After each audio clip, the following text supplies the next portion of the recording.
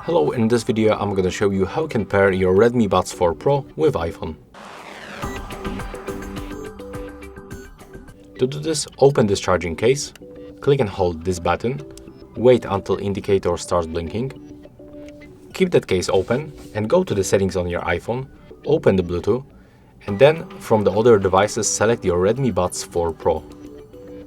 We are connected successfully, and next we have to go for the App Store.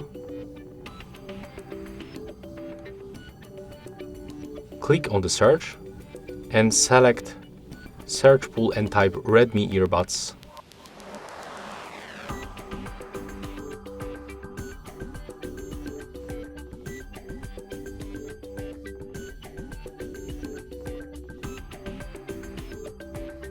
Okay, it looks like this application is not available in the App Store, but if you have the Android phone, you can actually get this application and unlock more features of your earbuds, like for example the adjusting touch gestures and sound equalizer. So that's all for this video, hope you like it.